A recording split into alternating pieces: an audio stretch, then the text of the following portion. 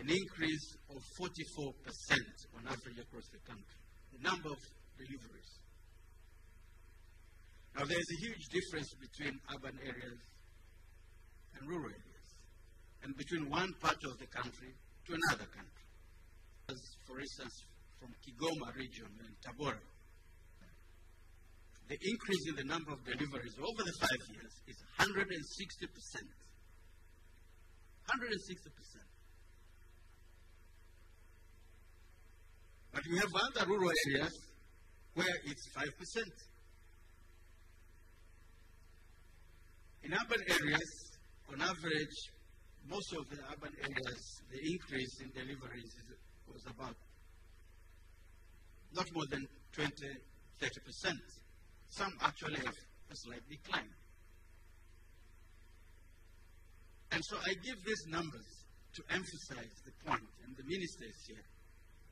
And we're going to the new development vision. We really need to focus on this. And it's a complex thing. It's a complex thing. So you need the involvement of a lot of people, opinion makers, even within government, between the Ministry of Finance, Ministry of Education, Ministry of Health. You know, you need a framework that will make sure that feed into a strategy that can actually deliver. Because it's one thing to say, yes, we need to reduce, but it's a complex thing. Now, one advantage is political will.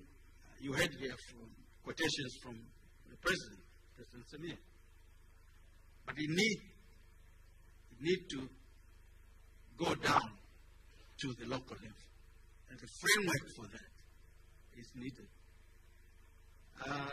So that would be my first comment, that we cannot achieve the target we want and help our people to have children when they want them, when they are ready to take care of them. And when, as a government, we can provide the education, the nutrition, the health that they need to be prepared to contribute to the human capital of Tanzania. So that's what I would say. But the numbers are shocking, Minister. The numbers are shocking. You look at it, the pyramid. You know, how do you expect this huge number at the bottom to be supported by these few people in the middle? You know? Ambassador, what of, you said there's a high fertility rate, 164, you mentioned that. What other data can you give us? What about the mortality rate in these regions? No, the mortality rate, in preparation for this, I was focusing on the deliveries, but I know the mortality rates have gone down. Most of the other indicators, with a few exceptions, it has gone down. So that notion that I need many children as an insurance, just some of them die, that has declined a bit. So it's now time to focus on having fewer and taking care of them better and preparing them to contribute to the human capital of the country. All right. Thank you very much, Ambassador. And I must add, in terms of political will, we just lost the second president of Tanzania, Mwinyi. Some of you who are my age would recall, he's the first one who introduced family planning as we know it. Yes. That's in 1996, we had the first, 1992, the first national population policy that created a framework and space for issues like family planning and things like that to be discussed. And it was tough, I can tell you, because of this social, but because he was convinced that this has to be done. You know, he was able to have it done. It was revised in 2006. I don't think it has been revised ever since. And I think in terms of organizing ourselves, Minister, let's focus on having a new national population policy. Very important for planning. Asante sana, Ambassador. And as much as I am not your age, Ambassador, I'd like to assure you that some of us growing up, we grew up to Nyota ya Kijani, advertisement and promotional campaigns on the TV, so we do remember it. But you've also given me a perfect segue to Peter's question, which is all about skills and jobs, because you did say that how do the bottom group get supported by, the group at the top. So, Peter, in Tanzania, we've seen that high levels of adolescent marriage and childbearing, it does definitely limit girls' abilities to obtain an education and gain skills needed to compete in the regional and global market. So my question to you is, how are these challenges being addressed currently? What are the main gaps, and what needs to be done to address these gaps? Drawing from your experience as well in supporting skills development in the country. Karibu. Thank you, Carol, and Honourable Minister, Ambassadors, ladies and gentlemen. I'm very privileged and honoured to be part of a very distinguished panel.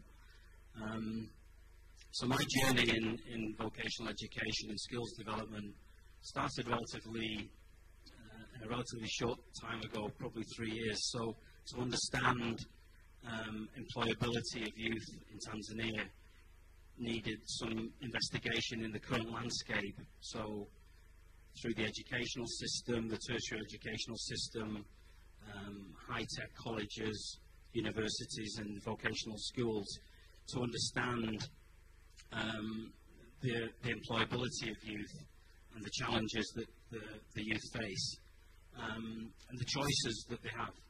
And we're focusing as a business on the vocational skills, and the challenge in the vocational landscape is quite immense. There are hundreds of vocational schools across the country,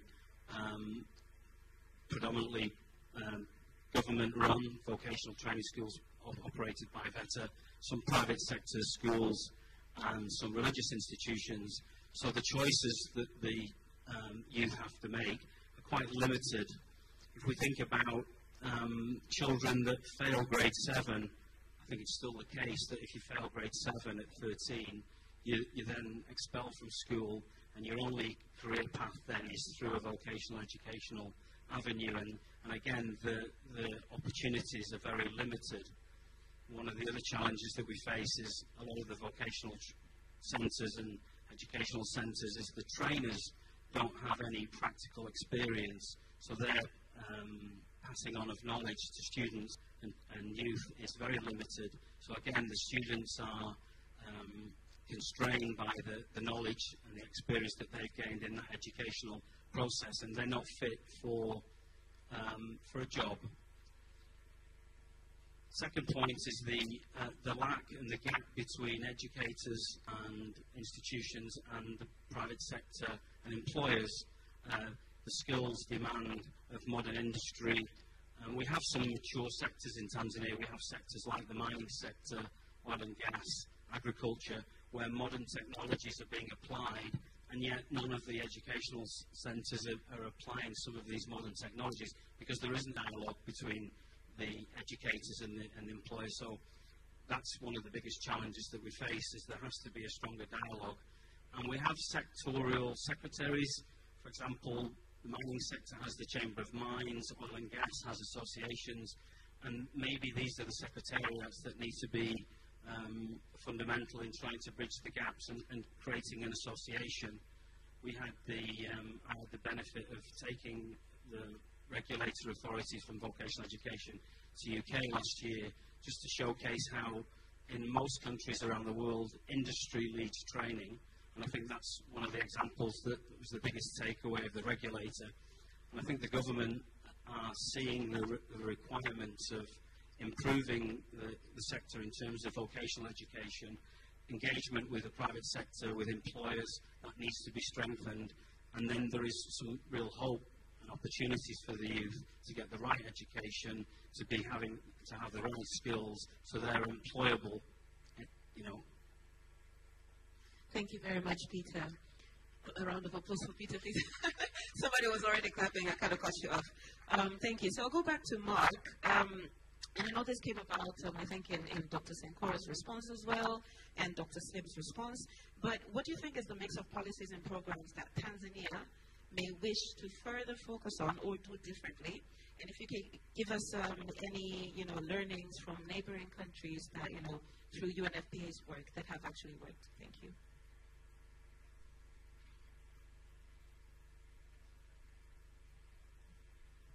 Thanks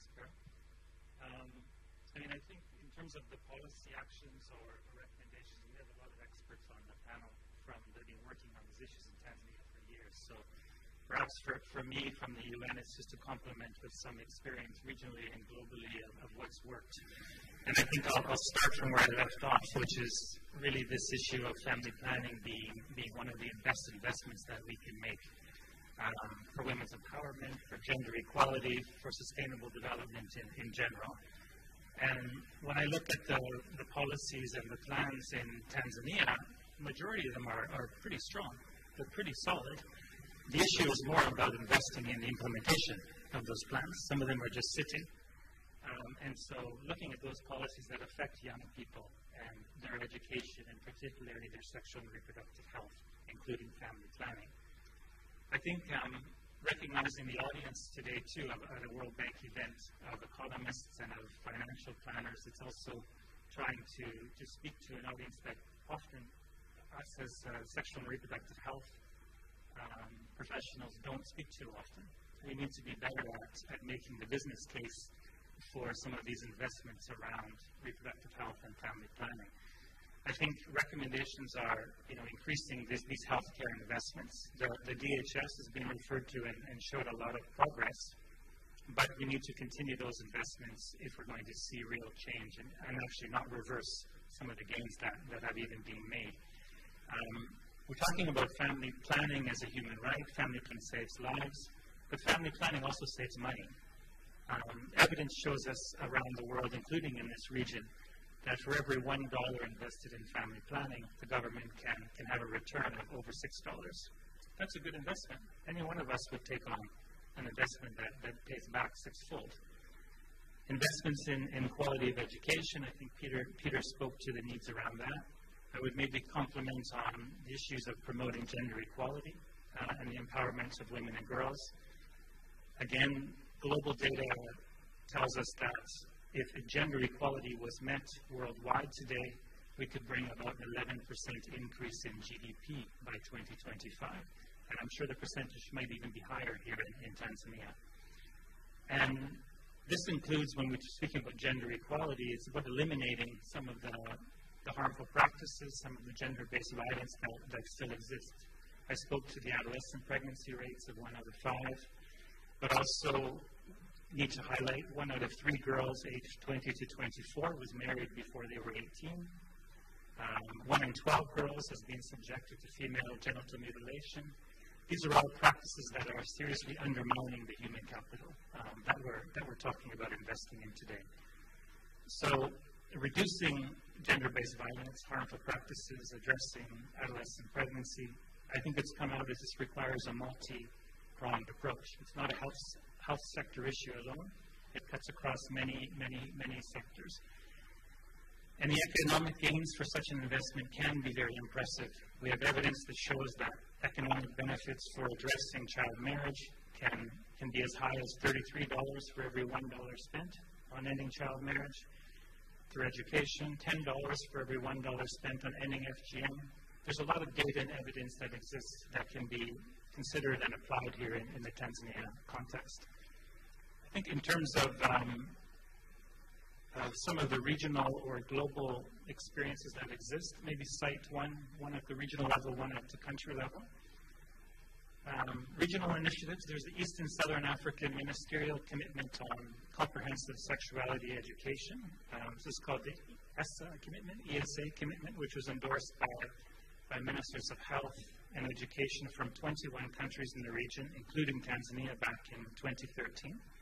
And this has, we've seen, supported the generation of more and better data around the scope of teenage pregnancy, HIV transmission, where we have lack of comprehensive sexuality education. And this initiative has been instrumental in increasing political commitment. Having the evidence can make the difference to have the commitment to scale up some of these multi-sectoral solutions. I think one country example I would cite is from Malawi on the issue of child marriage. Malawi's not only worked on improving policy-level environment for adolescents and young people, but it's also changed its constitution to ensure that the rights of young people are protected. In 2017, Malawi took a historic step towards ending child marriage and removed from its constitution a provision that allowed children between 15 and 18 to marry with parental consent. This has since been followed up by strong support from several influential and traditional leaders who have annulled more than 800 child marriages and called for girls to be re-enrolled in schools. So I think this is an example of what can be achieved. And also, as my colleague Dr. Sling said, the importance of partnering with the custodians of culture, religious leaders, faith-based leaders, traditional leaders in this effort. Right. Thank you very much, Mark. A round of applause for Mark, please.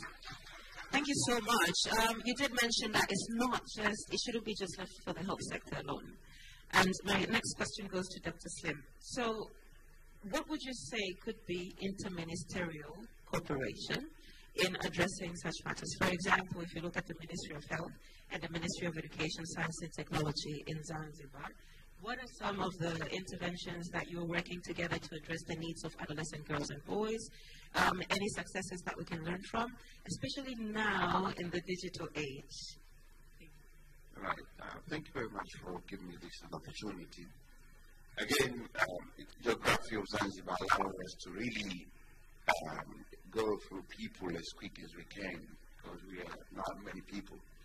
Zanzibar has only got 1.8 million people as we speak, and we need to address that problem before we go beyond that population. And over many years, there have been what we called norms for people to be malnourished, but they have not been surfaced in terms of explaining how it is. So what we normally do is we first adopt that the problem is there, right? Then we see what is the root cause of the problem. Women who are anemic or malnourished, if you look at the trend, you go back to school and you realize that that's where something has gone wrong. So we do what we call the multidisciplinary, or what's the right name? We use multiple ministry and we coordinate each other.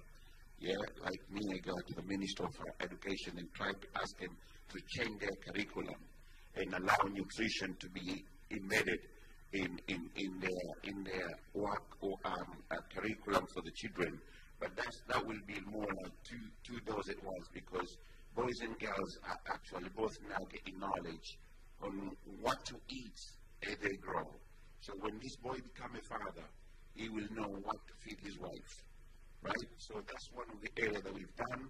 But in relation to young girls, right, we have what we call a school intervention, that we go and teach people about how to detect, how to understand the girl's well-being, in relation to gender-based, in relation to their sexual life, most importantly, what is the right age for the young girl to be able to engage into sexual activity, if so, but most importantly, to give them the ownership to allow them to decide on how they really want to live their life, right? We have specific curriculum in the Ministry of Health, where we, Ministry of Health and Ministry of Education, collaborate together to make, such as School of Health, where our health promotion team will go there and disseminate health issues that allow young girls to understand which road they need to take. But most importantly, currently our president around December has adopted community health worker to be part of our healthcare providing service, especially in the front line. These community health workers are actually members of the community who go door to door and understand the context of where they live. So one of their work is to provide knowledge, more like health promotion, health awareness, so which allow the girls to really understand their being, but most importantly, what measure they need to take if they encounter challenge, and which areas, such as youth-friendly service, where YSF, the girl can go there and tell what they have been subjected to, and if there's any issue we tackle. But again, we're going back to Mama Mwinyi Foundation, Zanzibar Maisha Bora Foundation, which has happened has been facilitated with the Benjamin Kappa Foundation. They kind of work together. They go to school as well to allow young girls to know exactly their sense of being, right? Understanding that for at age when you are like 6, 7, it helps you to mature different.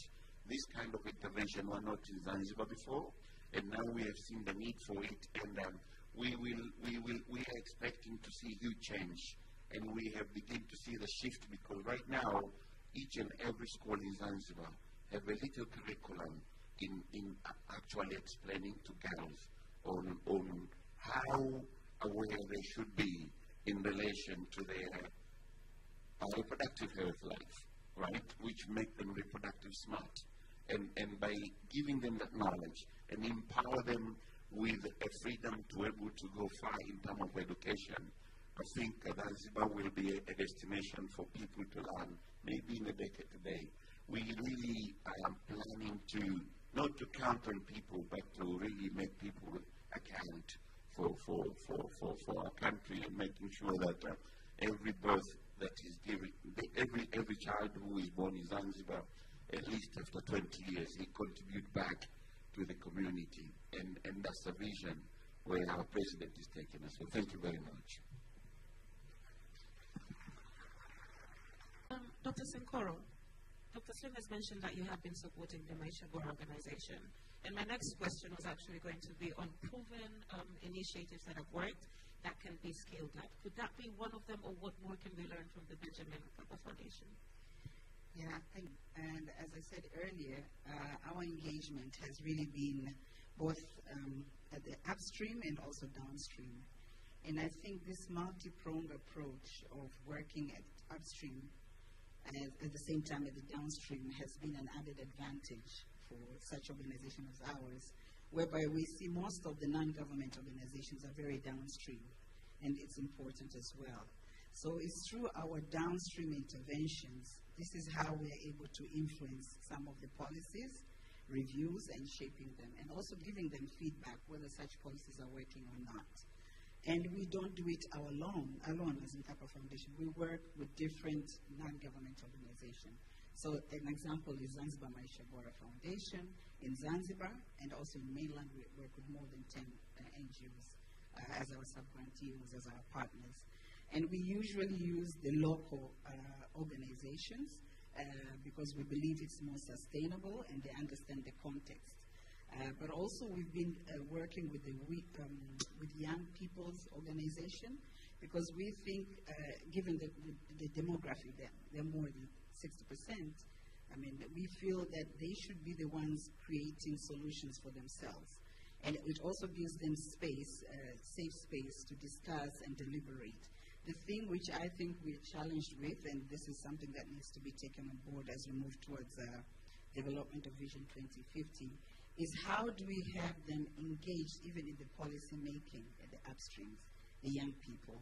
And here, even if you give such opportunity, the ones who come forward are usually young boys, the male youths, and less of female youths. So I think we need to make deliberate efforts to give them space as well, to be part and parcel from the development of those policies and operationalization of those policies.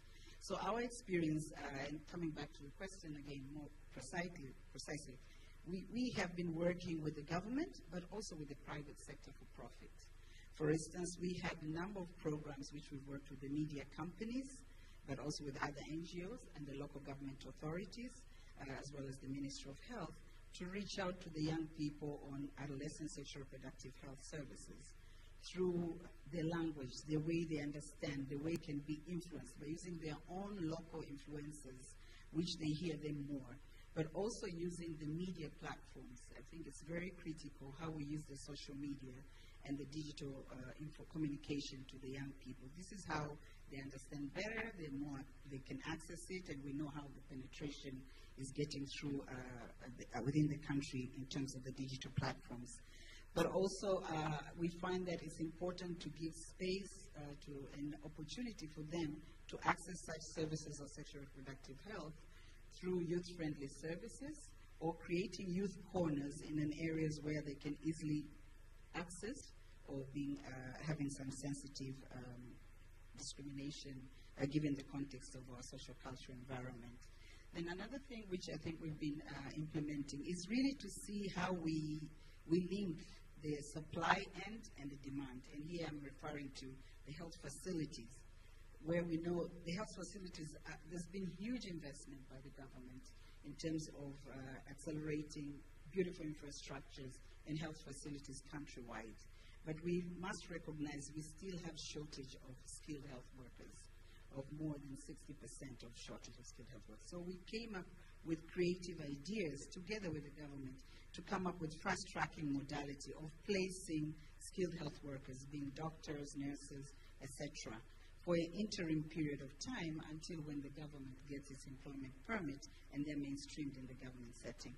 So with time we realize, okay, we are ready to give this supply, but people are not coming in.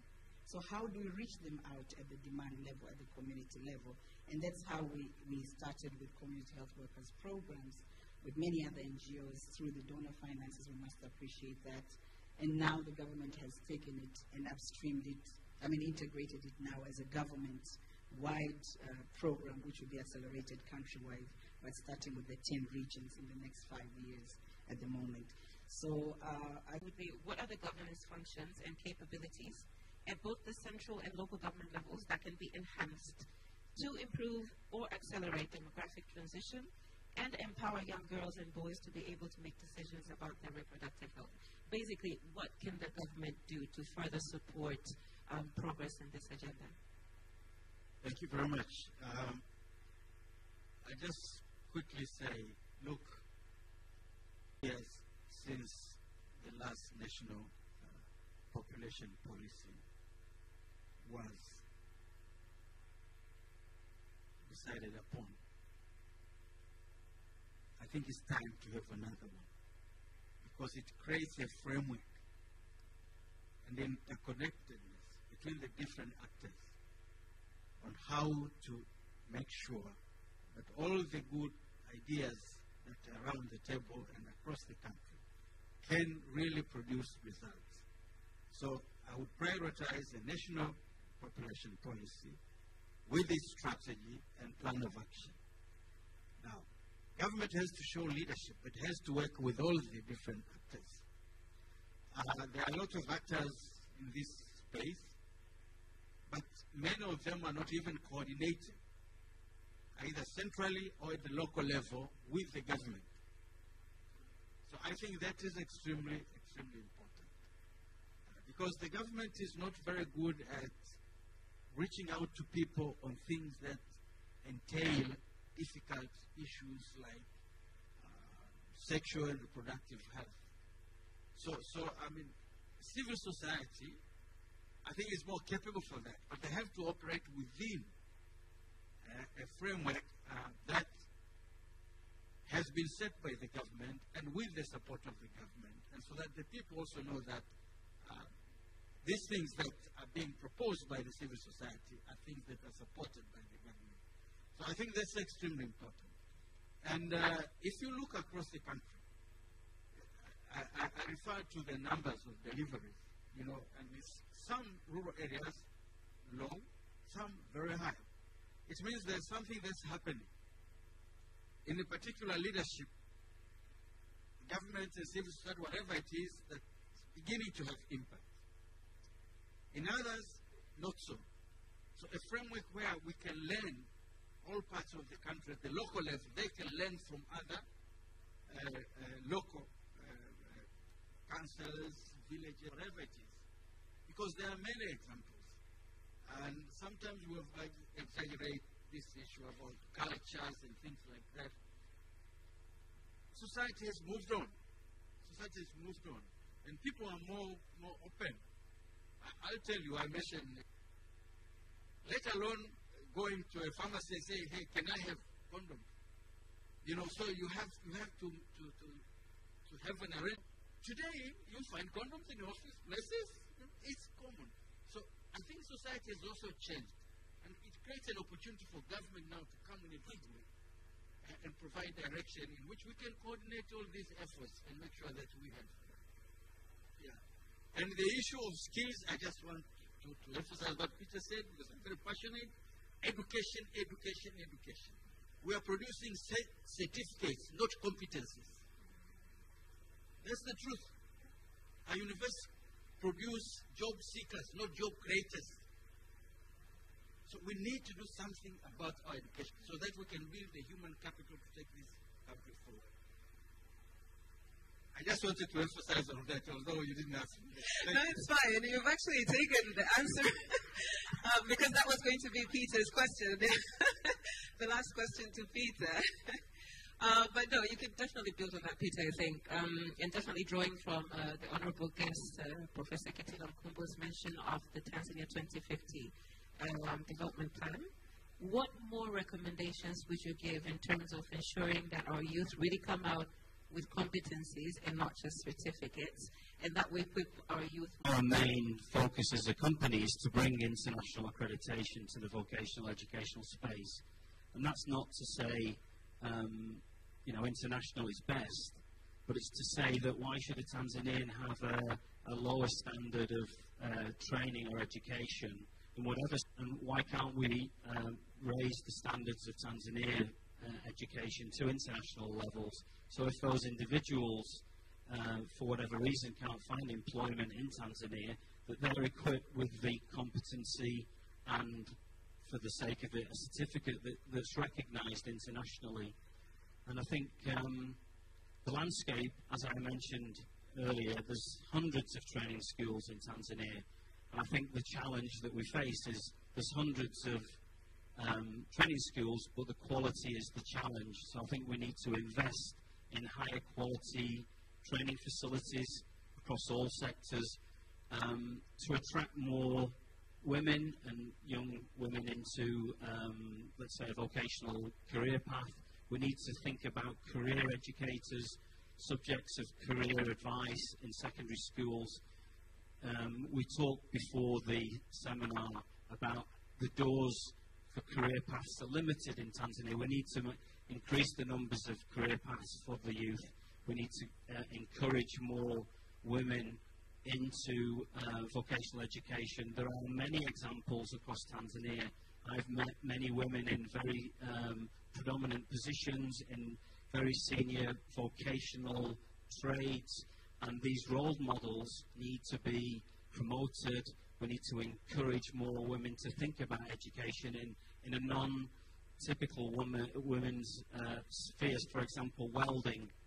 I'll just give an example. Recently we did a demonstration of an augmented reality welding simulator, and we did it at the National Educational Training Centre, and we asked the audience, would anybody like to try and have a go at this welding simulator? And one of the ladies from the Dar es Salaam Marine Institution, who had a degree in marine engineering, she came and she got hold of the simulator, and she was so thrilled with the experience, and she remembered the time at the university and how intimidating going into a welding school and going into the workshop was predominantly male.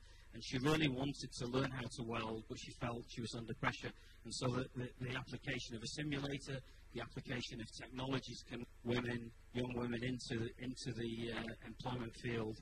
And then finally, the government are trying through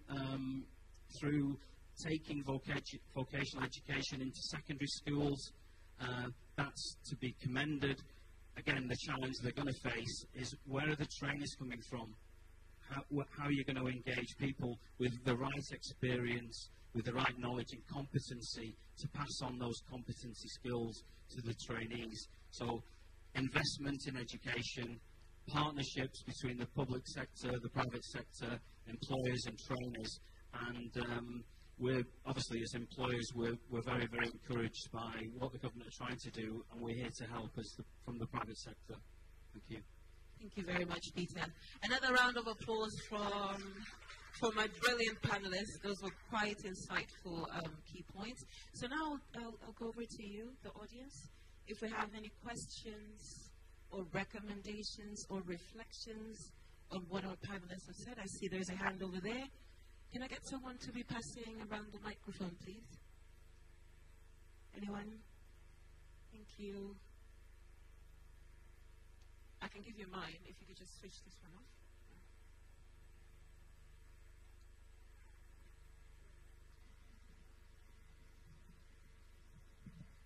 Okay, so I see there's one hand here at the ambassador's table, and then there's another table there. So we'll take a round of 3 questions. Yes, my name is Maurizio Busati. I'm the Chief of Mission of the International Organization for Migration. Thank you very much. It was really thought-provoking, and I'd like us to pay back, really, and I hesitated doing that. But, you know, I'll be looking at population policies and demographic. There is a missing variable, a missing dimension, and obviously mobility.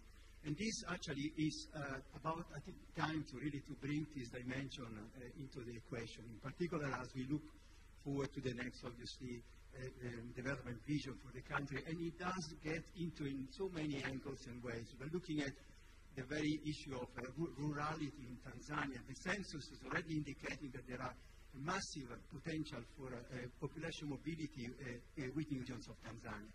Obviously, this is going to influence urbanization and the way investment are going to be directed. Another interesting dimension for population, obviously, and mobility is the propensity, and this is actually influenced both the high and the low scenario, both in terms of high education will increase the propensity and induce more young people actually to migrate if opportunities are not going to be made available. Likewise, in the lower scenario, obviously higher poverty rate might influence as well propensity to migrate. And last but not least, don't forget that Tanzania is increasing development rate, a market for foreign investment, but also a possible recipe for immigration, especially in terms of regional integration. And last but not least, don't forget that the potential that remittances actually can carry for accelerating some of the processes that we've been discussing about, including also reducing fertility rates when they are actually too high. Thank you for the opportunity. Thank you so much. Those are great recommendations and insights. So there's another table over there. There are 2 hands.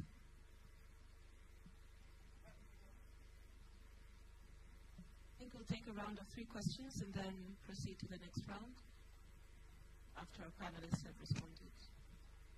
Thank you very much. My name is Dr. Marichelo, and I'm the president of Tanzania Summit. Well, the World Bank told us that a child born today in Tanzania will lose about 40% of capital, human capital, because of several factors involved in development of the child. So one of the things that I thought from the panel that have not been included is early childhood development. It's basically focused on education, but also on the nutritional aspect. So I think we need to look into a broader perspective when we want to improve the child, these issues of fertility rates, in terms of from improving the nutritional aspect from the mother, but also the child who was born today. So we need not only to focus on education alone, but also the nutrition aspect is very important in enhancing this or reducing the gap of the human development index in Tanzania. Thank you so much. All right, so that's another recommendation. Thank you very much.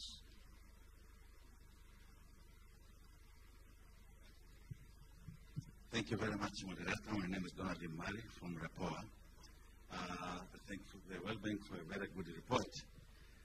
The report clearly tells us that the Tanzania economy has grown, but poverty has not declined significantly.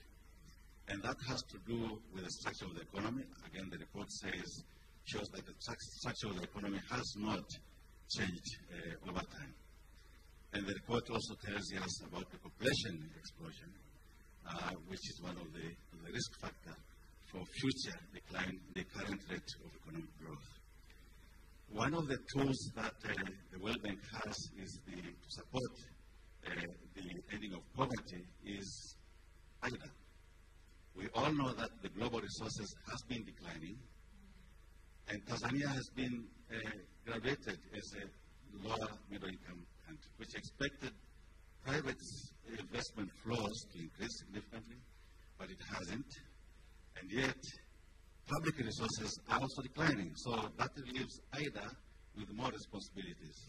So in the context of the IDA 21st replenishment, I would recommend to the World Bank to mobilize more resources and to rethink or reconsider the criteria for graduation of countries to include also the other non-GNI parameters, such as the number of the poor people in any country, the population growth, and other criteria. Thank you. Thank you very much. So my panel must be really brilliant because all that's coming across is recommendations, not any questions. Do we have any questions? Any questions, or do we continue with recommendations? Any more questions? No hand. Okay. Thank you. So I think I'll give you an opportunity to respond to the recommendations and maybe give a concluding remark. Dr. Senkoro, I'll start with you. Karibu-san. You had a question? Okay. Can we have a mic at the chief guest table, please? Thank you.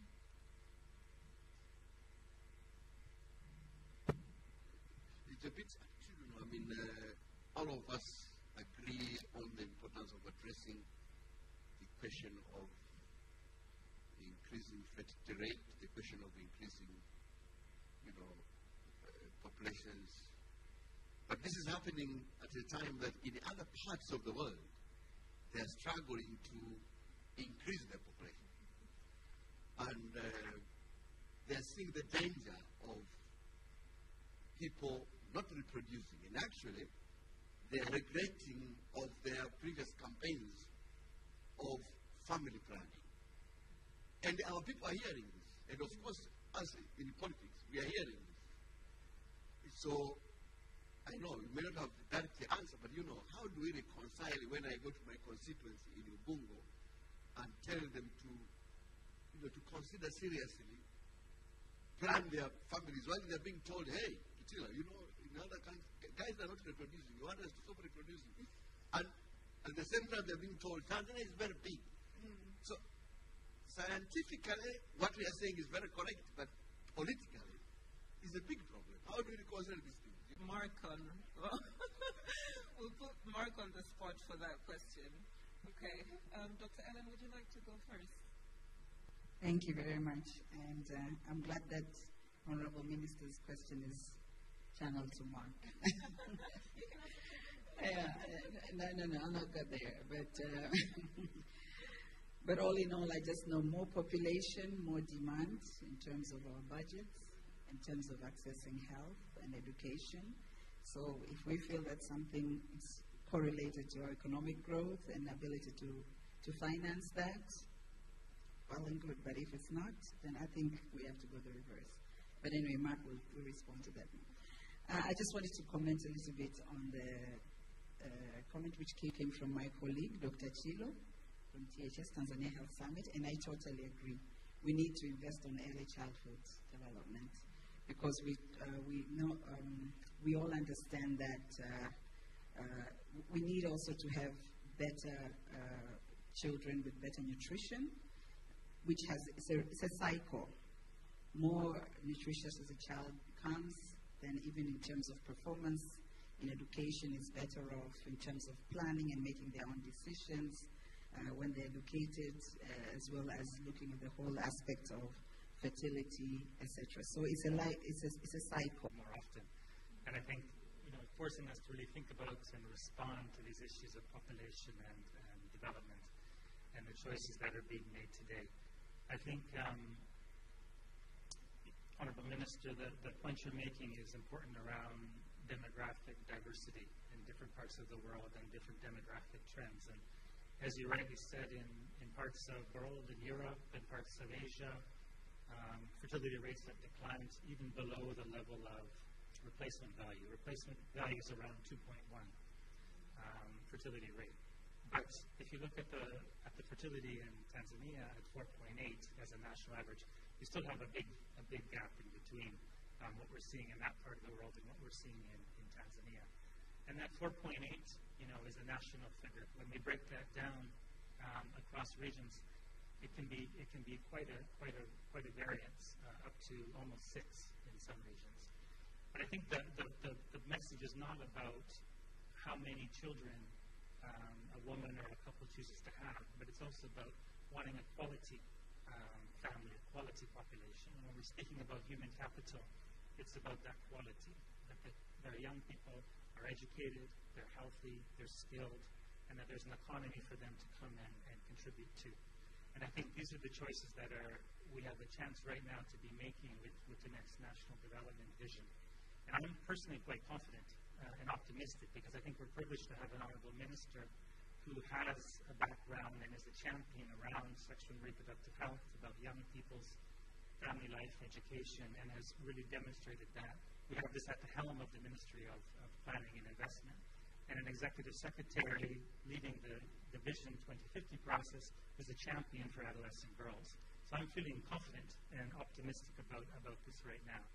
And I think my parting message would be, as we focus on building on the human capital that Tanzania needs, let's not leave behind the adolescent girls. Let's make a concerted effort to ensure that the adolescent girls are part of that human capital.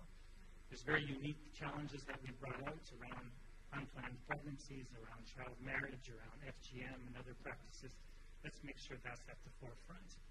And I think what's come through the discussion today for me, and I'm very proud to hear, is that family planning is not only a human right. Family planning doesn't only save lives, but family planning can also save the government money. And I think this is a very smart investment to best buy in development. Thank you so much, Mark. Dr. Slim.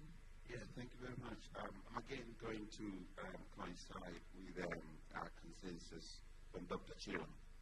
I will use it as an experience.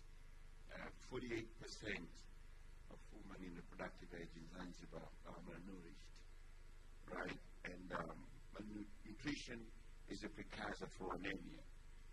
When a woman who is malnourished becomes pregnancy, and the child lives in the womb in a parasitic mood, you know what I mean?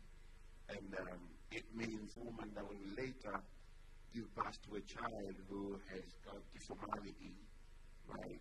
And stunting and the rest of it, right? So I think we need to invest in a woman that when you plant it in a desert, and when you plant it in a well-prepared soil, the outcome of this will be totally different. So the soil are women, and if we invest well in making sure women are healthier, educated, well-nutritionist, well-nourished, yeah, they will definitely have an opportunity to conceive and give birth to a healthy child. And the healthy child, if we nurture it properly, by giving a proper breast milk and good nutrition, that kid will have a proper way of neurodevelopment to allow that child to form the best IQ and a very good social engagement. And that's the future human capital we're trying to build. So if we trying to take care of a child, and every child that comes from a woman who is undernourished, it's going to be a challenge. So we need to invest in women. And once we invest in women, we automatically invest in children, by placing emphasis on their first 1,000 days. From the day a woman is conceived to a time a child is 2 years old. And that time needs to be respected. If we don't respect that, and it's written in Quran, and it's written all over in Bible, why are we breaching the code? Right? Why we have to do that? And obviously we human, we have choice. We can choose to have sex without having baby. So there should be a modality to enjoy life without causing problem. And no woman should die trying to create another life. Right? So we need to invest in women, and automatically when we invest in women, our children are safer. Thank you very much. Thank you so much, Dr. Slim. Ambassador Sefue, your concluding remarks, please. Thank you very much. I think good ideas came from participants, and agree. They're all important components into what we're trying to do. But I would like to address, to help Mark in addressing the minister's concern. And that's why, Minister, I say we need a new national population policy that will take care of all those concerns. And we want to reduce the birth rates, but we don't want to go below replacing value. So all of this should be into the policy and how we are going to do that. But there is also another, as a politician, it's a political risk, what we are doing now. Because you have a lot of these young people, they don't die, and we ensure they all go to school, and what happens? They develop expectations. And lo and behold, they finish school, their expectations are not met. It's a huge political problem. So I think you should also factor that. I think that's a more serious political problem than somebody asking you, why in these countries, they are regretting going to family planning. I think we need a good balance. But it's a huge political risk. Then they become susceptible to all kinds of, that can be used by people. But again, I want to emphasize the role of the social media, because we are talking about young people, and that's the space they spend a lot of their time. And I've seen a number of adverts that are really targeted to young people, and that are very effective. I think that's a space that going forward we should continue to use. Thank you. Thank you very much, Balozi. I hope the adverts that you're seeing will be as impactful as Nyota ya Kijani. And if you remember, there was one that was very successful. Mchepuko Sodiri. That one. That was a very successful campaign. So hopefully these ones as well will yield the same results. Peter, over to you. Thank you. Yeah, Tanzania is very famous for many, many things. And whether it's coastline, its landscapes, its beautiful rivers and national parks, Zanzibar, the coastline. It has lots of it. But yes, that's the first question. And then the second one is, how will the World Bank ensure that we have a very summarized report in Swahili version? It's very important. Okay, thanks so much. Carol, please allow me first to sincerely thank. I'm happy. Let me try and take these questions, but let me also take the question from my friend Donald from Rapoa regarding the World Bank's classification system and, more importantly, the use of IDA and how important IDA is our concessional financing arm. Let me first say that, Tanzania has been a great beneficiary of IDA financing, especially in the last recent years. I think in the last 2 years alone, we've done record financing years, each year of over $2 billion a year, which is much higher than the allocation that's provided to Tanzania. But the reason for that is because Tanzania has performed well in its macroeconomic management and in the use of its resources. And as a result of that, Tanzania is able to access different windows of financing in the World Bank for various investment activities. And provided that performance continues, obviously Tanzania can continue to benefit from additional concessional financing. And so we're very proud of the work that we're doing with different ministries, such as the Ministry of Health in Zanzibar, as a notable example here. But I also want to say that, I don't think that the government nor multilateral financing should be seen as the principal source of financing for financing development. I think that if we look at history and look at the globe, development has actually happened on the backs of the private sector, right? The government has been an enabler. And we would like to see ourselves as a partner of the government, supporting the government in order to create that enabling environment for things to happen. So, for example, I would hope that our financing that is provided to Tanzania can leverage significantly more resources to do much more things, just like we're discussing today, And I think Dr. Allen mentioned the importance of private sector, PPP arrangements. I think this is what we need to start thinking about. So I think there is a need to change the narrative of saying that government needs to pick up the tab for everything. Development partners, we all need to have a role to play. And if each of us play our role, actually public monies will be a small portion of the total financing envelope. And that financing envelope is much, much greater when we go beyond that. So I just want to emphasize that. But again, we are very proud of our collaboration with the government. We plan on continuing that. We were just talking with the Honorable Minister about how we need to think about how we can accelerate implementation of our portfolio in Tanzania and also the discussions for our future phase of engagement.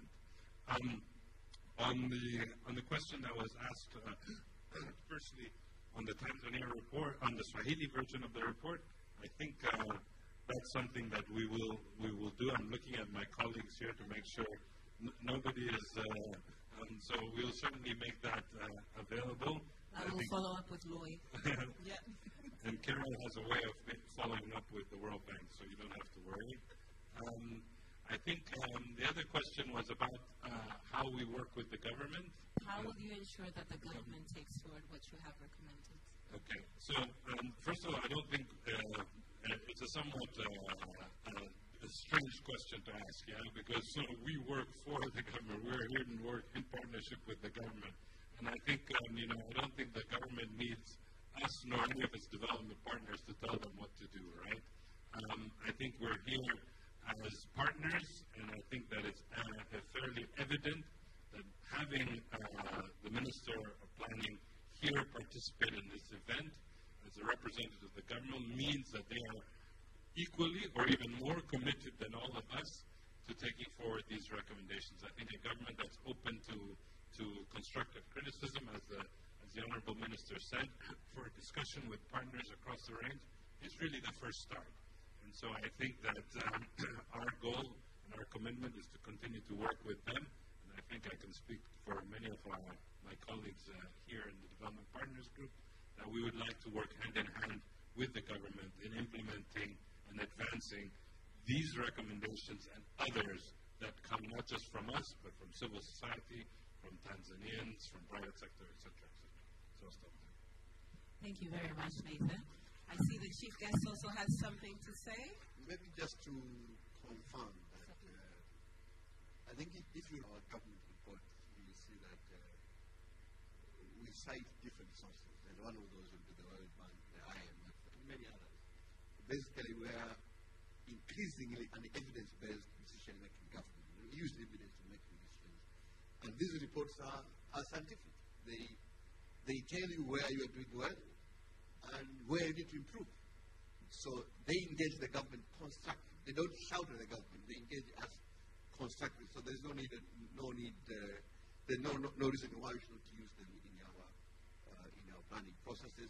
Just like I mentioned, in developing our annual development plan, we use the World Bank data, and I even promised here that we are going to use this report to improve our plan. We are going to use these reports in our national vision development process. So I think I just want to say that. All right. Thank you very much, Chief Guest. So actually we still have more time. So what we will do is we'll take group photos right now, but then I'll give sort of like 10 minutes to the audience to give more recommendations. Anything that could help the Ministry and the Planning Commission as well to further plan for the 2050 development vision, it would be very much appreciated. So we'll take the group photos first, and then I'll allow my panelists to go back to their seats, and then we'll take the recommendations. So please, if we could have the Chief Guest, Nathan, as well as Ms. Pretty, to join the panelists here, and Mr. Mafuru to take a group photo, please.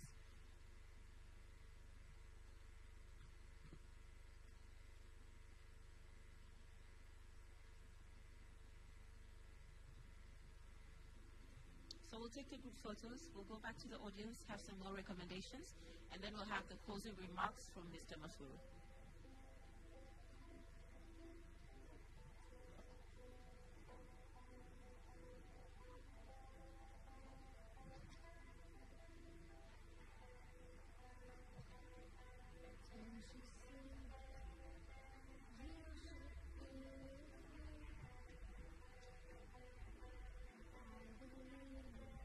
photographers, maybe you could assist us in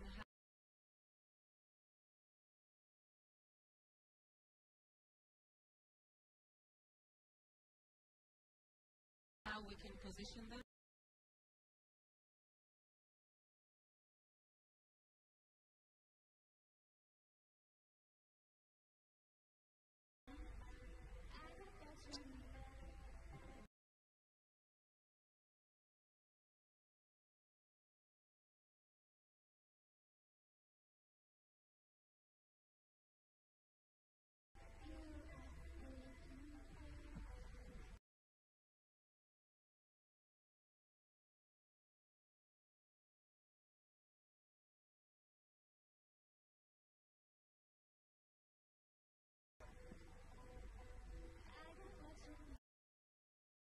So I've been advised that all of you should stand.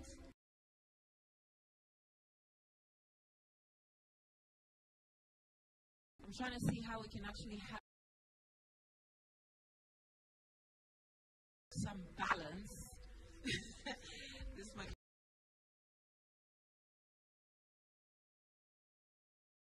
a bit difficult. Pretty, do you mind going on the other side by them?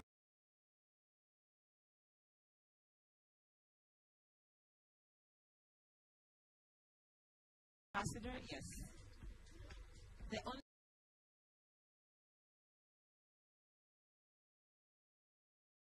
two.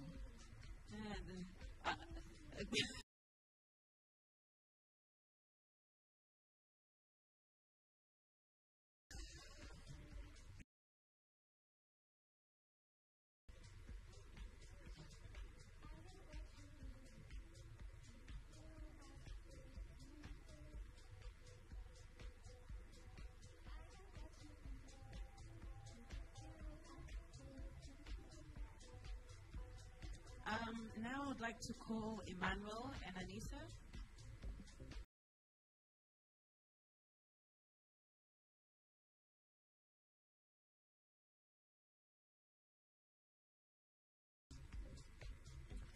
To also join the group.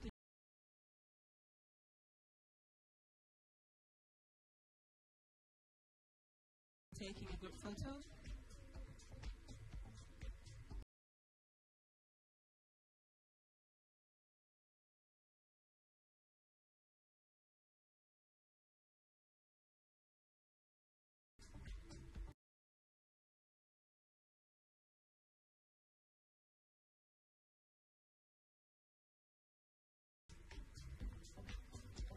These are the authors of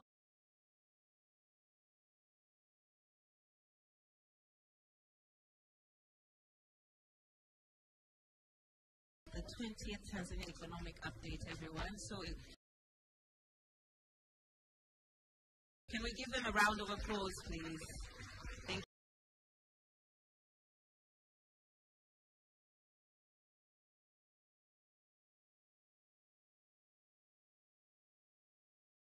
you so much. So Anissa, I'll also ask you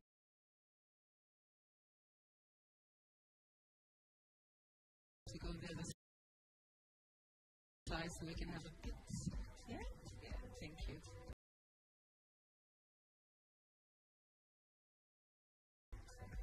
Is that okay? Photographer? Yeah.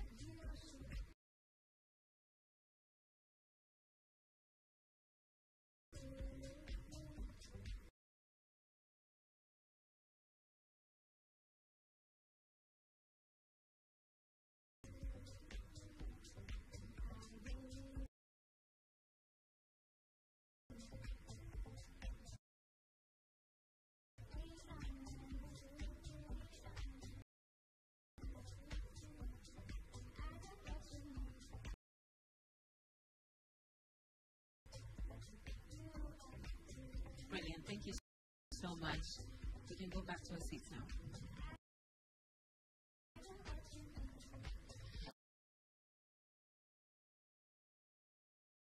All right, so I'll have the roving mic go around now. I saw there was a hand over there. Yeah, the lady in blue. Thank you. Good morning to everyone. I'm Edna Alex from Wilda. Mine is more of a recommendation. If we look all around the room, I have an observation whereby we are talking of women and girls, but apparently we are missing a very important group. That is the uniquely abled people. Because when we have such conversation, it is important that we borrow the principle of leaving no one behind from the Sustainable Development Goals. It is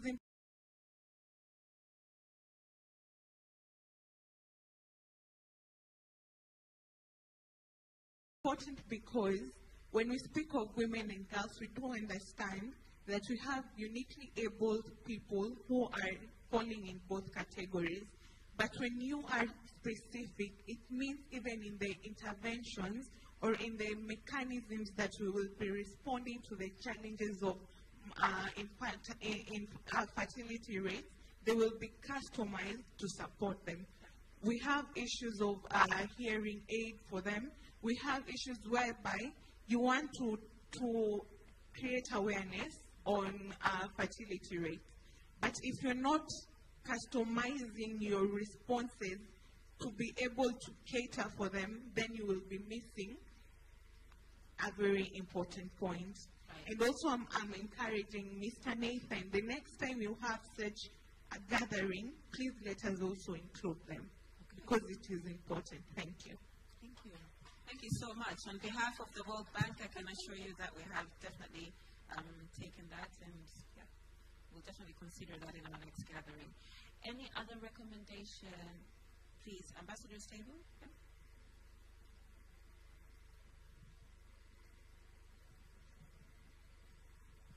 Shapna Malik, United Nations Resident Coordinator's Office.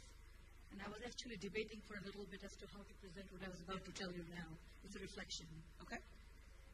So we are talking about, of course, a number of things, from economic update to democratic, to reproductive rights. And my question is that we have to remember that this is a sexual and reproductive rights. It's not a policy. It's not a question. And we need to emphasize the word rights here. I think that's what I was trying to say. To have control of, especially for women, to have control over their body, it's a global phenomenon. I mean, Roe versus Wade has been dissolved in the United States, and it's a conversation we're doing. So it's not just about Tanzania or United Republic of Tanzania, which includes Zanzibar, and the number of conversations happening and the religious parts of it. To raise a confident women, it is not just about a conversation of education. It's a question of the curriculum. Charity begins at home. It's how you are raised. And, of course, having the role model. So it's an ecosystem that we need to look into. And to emphasize on the word confident, because it is not just about a policy about how many children one have, or government have a prescriptive solution to it all the time. It doesn't happen globally. It is a rights issue, and it should be something that needs to be recognized. And women's rights are truly recognized as human rights. And we need to emphasize that somewhere, it is just not that the Constitution guarantees, it is how it gets played out. And somebody did mention that it is a policy implementation issue.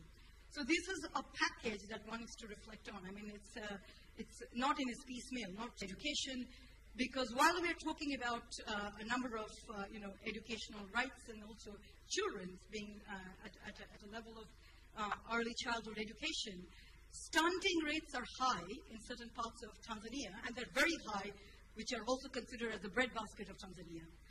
And so that goes beyond just a question of nutrition. It is about cultural norms that has been practiced. So this is, in all its ecosystem, we need to look into. It's not just a piecemeal approach overall. So, yeah, thanks. Thank you very much for that reflection. Okay. Any more recommendations, reflections, comments? I can't see the other tables over here, so if I'm missing anyone, please. Any more recommendations? I see there's one over there.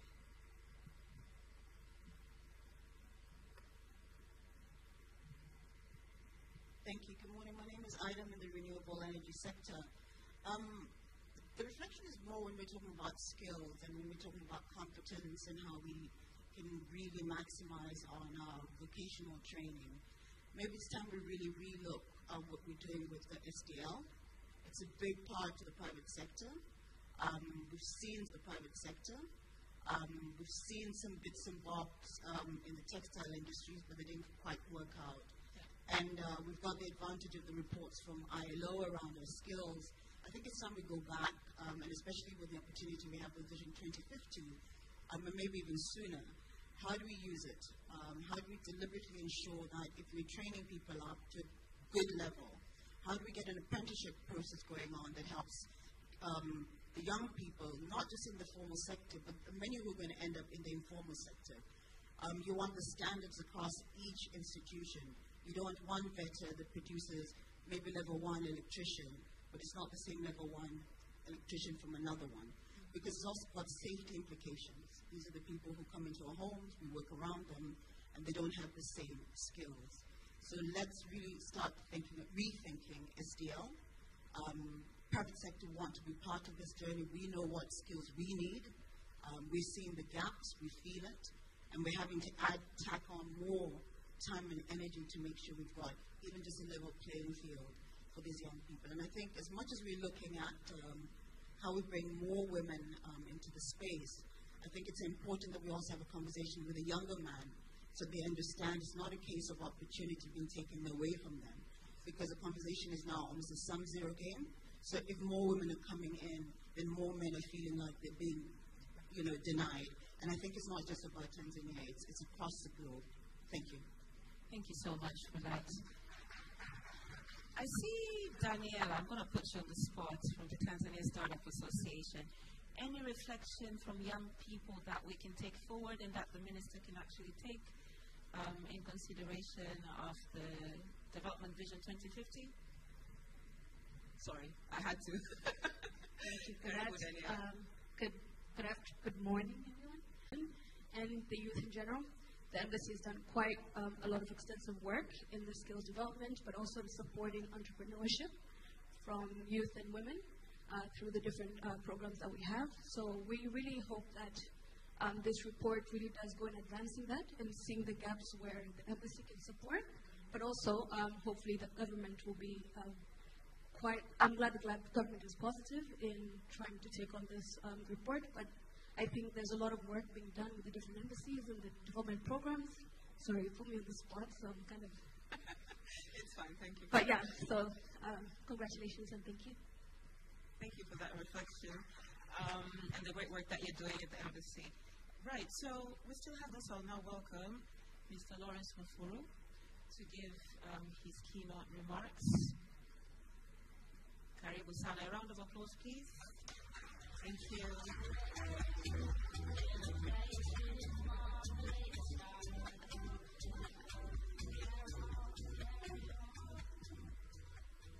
Dr. Kitila Mkumbo, Honorable Minister, President Office Planning and Investment, my friend and brother Nathan, Country Director, World Bank, Excellencies, Ambassadors, distinguished participants, ladies and gentlemen, good afternoon. Good afternoon. So I also would like to thank you, Nathan, and the team for inviting me. And maybe first thing first, I need to ask you with your team. You remember I've been given marching orders here to dig deeper into the 20 TUs that you have been issuing as part of the process. So I'd like your efforts to I'll have some excess luggage going back to Dodoma. But please help me help those TUs so that I can start working. And then the second thing, Balozi, you'll be pleased to know that we've started the process of updating the policy, the population policy. I think in the next month or so we'll start the round of engaging stakeholders to get inputs on that. So we are right in phase of that. Let me also do some reflections. I've been asked to do some closing remarks. I could spend a minute and say this was a perfect gathering and then thank everybody, go home. But I think it would be justice for me as well to use the opportunity to do some reflection. And I would like to take you through the journey that Tanzania has traveled over the last 2 decades. TUs, which I have been following year in, year out, you will realize that economic prescriptions must be applied as a package and not one after the other or in isolation. So if you're going to pick just the demographic dividends and think you want to focus on that, you will probably not be successful, because for you to be able to reap the benefits of demographics, you really need to have some strong foundations of a strong base to begin to support the social sector that will generate the dividends that we're looking at. Not just to look back, 20 years ago, Tanzania, when we were planning the Tanzania Development Vision 2020, we were aspiring to become mortality rates decreasing, but also we're living much longer than we used to live 20 years ago. So all this has not been a wasted effort. But I think as we embark on the journey to start a new vision 2050, looking back, there are a few things we've done. We've deep dived into our development story, and there are things that we've really come out with. In privatizing the economy to do certain things, which we like. So, and it is very helpful. So I think we'll come up with a few things. One, we've realized that the economy has been growing quite impressively, 6% on average over the last 20 years. Not so bad, especially if you look around the region and some of our peer countries that you can compare with. And that's not bad, really. So, but if you start decomposing that growth, really digging deeper and finding out what does that mean, you will come up with a number of other realities. One, this growth has not been inclusive enough. So we've been leaving a lot of people outside the prosperity journey because the sectors that have been growing are not as inclusive as possible. Faster enough to dent poverty. And that's also partly because the population growth has been disturbing. I didn't realize that fertility is a problem until now that, I thought infertility is a problem. But now both fertility and infertility are problems. The real deal is how to balance and addressing those things. So I think growth that has not been faster enough to absorb the population pressure is something that we will need to deal with in our next round of planning. We also have realized that because growth is not inclusive enough, then the growth is not transformative as well. And I think it's Donald who talked about a structural transformation, which has not been coming through. We still have a very or dominantly agrarian economy. We still have a lot of people in the primary sectors. These are sectors that do not improve the lives of people quite quickly, doesn't provide sufficient resources for people, population quality that we're talking about. The other thing that we've also noted in the growth trajectory country is trade has not been doing very well. Our export sector is not good enough. And this is both on goods and services. And on services, again, we're told our labor is not tradable. It's not quality that you can take elsewhere to be able to exchange it with value. It speaks to the quality of population, quality of education, and where the story of privatizing the economy comes. That we've been predominantly dependent on government spending on public infrastructure and not much more on privatization or private sector participation, where you will see a lot more jobs being created, and then that quality life that has been sought for coming in. It does mean that we do have some work to do, especially now that we are embarking on this journey that everybody has been referring to on the Tanzania Development Vision 2050.